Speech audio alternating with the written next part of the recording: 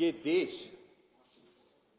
की जो आत्मा है, वो आत्मा कहीं ना कहीं इस देश पर जो सबसे पहले काबिज हुए, इस धरती पर जो सबसे पहले काबिज हुए, यहां के मूल निवासी आदिवासियों की है। और जब जब आदिवासियों पर शोषण होगा, कहीं ना कहीं इस देश की अस्मिता आहत होगी। आज मैं आपके सामने एक बहुत बड़ा मुद्दा लेकर आया हूं जो हमारे भविष्य से जुड़ा हुआ है, आदिवासियों के भविष्य से जुड़ा हुआ है, और कहीं ना कहीं हमारे पास उससे लड़ने का और कोई चारा नहीं था। सिविल जज की परीक्षा 2022 के रिजल्ट आ गए। उस परीक्षा में 191 पोस्ट थी। उन 191 पोस्ट में से 121 पोस्ट, 121 पोस्ट ट्राइबल्स के लिए, आदिवासियों के लिए रिजर्व थी। और इस परीक्षा का जब रिजल्ट आता है तो उसमें एक भी आदिवासी का चयन नहीं होता है, मतलब जीरो। जो ट्राइबल्स के लिए, आदिवासियों के लिए 121 पोस्ट रिजर्व थी, उसमें से एक भी आदिवासी का चयन नहीं हुआ। क्या यह मजाक है? हां, बिल्कुल, हमारे आदिवासियों के साथ यह बहुत बड़ा मजाक है। जो हमारे लिए अधिकार यह संविधान देता है, आरक्षण देता है, उसको धीरे धीरे खत्म करने का यह बहुत बड़ा षड्यंत्र है। और क्या एक भी एलिजिबल आदिवासी नहीं मिला इस परीक्षा के लिए? 2021 के बाद से 2025 हो गया है और अभी तक एक भी आदिवासी का उसमें चयन 2021 के बाद से नहीं हुआ है। यह कहीं ना कहीं सिस्टमिक तरीके से आदिवासियों को सिस्टम से निकालने की एक कोशिश है। आदिवासियों के लिए सिस्टम के दरवाजे बंद करने की कोशिश है। जब न्यायपालिका में ही हमारा आदिवासी नहीं आ पाएगा तो अपने लोगों के लिए लड़ाई कौन लड़ेगा? और जब सिविल जज ही नहीं बन पाएगा तो डिस्ट्रिक्ट जज तो बहुत दूर की बात है, और उसके बाद सुप्रीम कोर्ट में जाना तो और दूर की बात है। मतलब इस परीक्षा से वंचित रखकर हमने आने वाले 15 से 20 साल के लिए डिस्ट्रिक्ट जज के पोस्ट आदिवासियों के लिए बंद कर दिए। और इसका प्रभाव हम लोगों पर कैसे पड़ रहा है, यह मैं आपके सामने रखता हूं।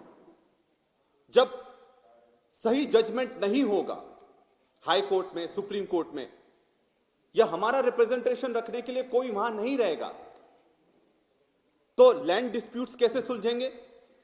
आज सबसे बड़ी जो लड़ाई चल रही है लैंड डिस्प्यूट्स की चल रही है, जल जंगल जमीन की लड़ाई की चल रही है। जो बेल होती है, हमारे लोगों को बेल नहीं दी जाती है। और यह मैं सीधे आंकड़े से इसलिए बोल रहा हूं क्योंकि जेलों में 60% से ज्यादा, मध्य प्रदेश की जेलों में 60% से ज्यादा आदिवासी लोग बंद हैं। और यह ऑथेंटिक डेटा मैं बता रहा हूं। मध्य प्रदेश की जेलों में 60% से ज्यादा आदिवासी बंद हैं क्योंकि उनके अधिकार लड़ने के लिए, उनके लिए लड़ने के लिए कोई सामने नहीं आ रहा है। और जब वो बेल के लिए कोर्ट में जाते हैं तो उनकी बेल को रिजेक्ट कर दिया जाता है। और जिस तरह के जल जंगल जमीन का नुकसान हो रहा है उसमें न्यायपालिका की सबसे बड़ी भूमिका है। अगर जजमेंट सही नहीं होंगे तो हम लोग किसके पास जाएंगे, कहां दरवाजा खटखटाएंगे? सरकार से लड़ने का प्रयास करते हैं, पूरी मशीनरी उनके साथ है, धन, बल और पावर। और आज अपने आप को आदिवासी समुदाय बहुत असहाय महसूस कर रहा है। और उसमें हमारे पत्रकार साथियों से मैं मदद चाहूंगा कि आप इस मुद्दे को ताकत से रखिए। यह सिर्फ 121 पोस्ट की लड़ाई नहीं है, 121 पोस्ट की लड़ाई नहीं है, यह मध्य प्रदेश के 2 करोड़ आदिवासियों की लड़ाई है, उनके अधिकार की लड़ाई है।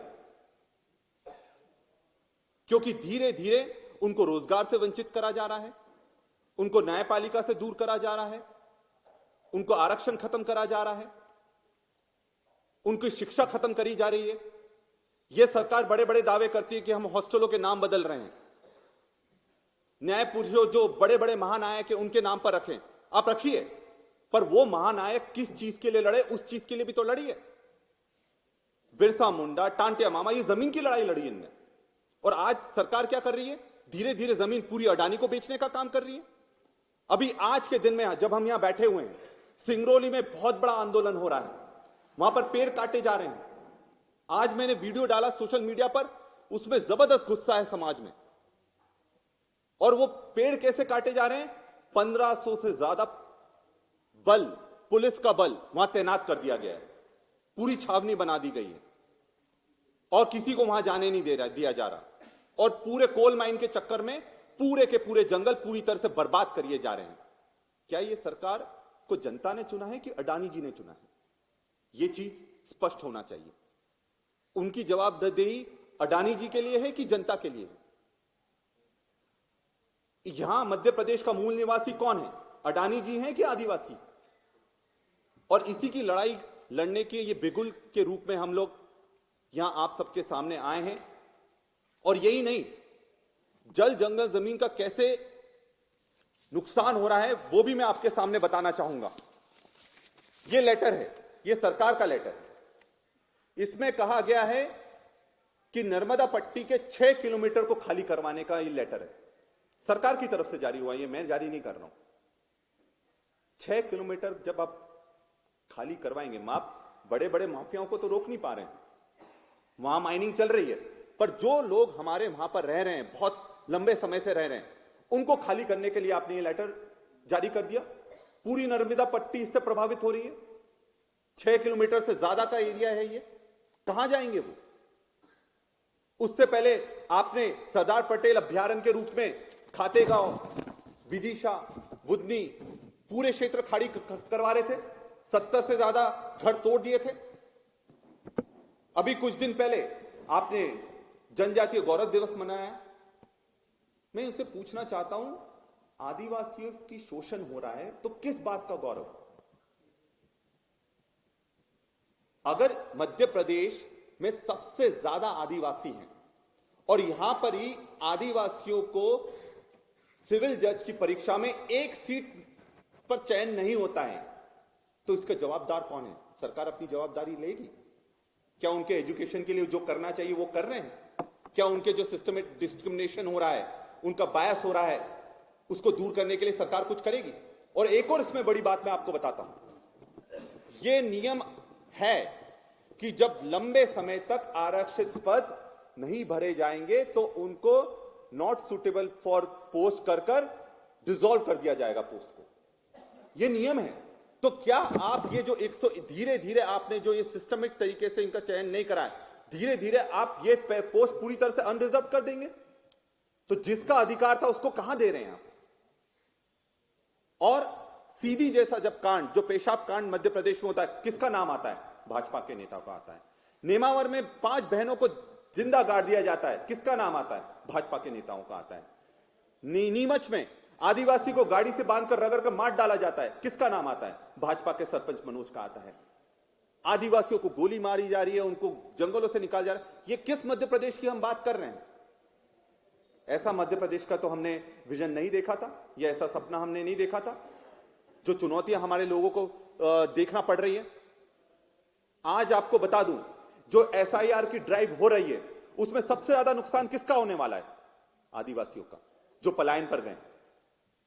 अगर आपको एसआईआर की ड्राइव करनी थी, बिहार में हमने देखा किस तरह से भाजपा चुनाव जीत गई एसआईआर के दम पर, और 10,000 जो रुपए दिए हैं, रिश्वत दिया है उसके दम पर मध्य प्रदेश का मैं आपको बता रहा हूं, अगर आपको मध्य प्रदेश में एसआईआर ड्राइव करवानी थी तो आपको दिवाली के पहले करवाना था, जब सब लोग अपने घर लौट आते हैं तो अपने घर पर रहते तो अपना वो नाम जुड़वा लेते। पर आपने जानबूझकर, जब वो वापस चले गए, अब होली के बाद आएंगे, तब तक तो वो लोग यहां पर नहीं होंगे, उनका नाम कट जाएगा। तो सरकार इसके लिए क्या कर रही है? क्या चुनाव आयोग का काम नाम काटना है कि ज्यादा से ज्यादा लोग मतदान करें? ये चुनाव आयोग का काम है? क्या चुनाव आयोग का यह काम है कि प्रमाण देने का कि कौन इस देश का नागरिक है, कौन इस देश का नागरिक नहीं है? ये चुनाव आयोग का काम नहीं है। तो हकीकत यह है साथियों, आदिवासियों की बहुत दुर्गति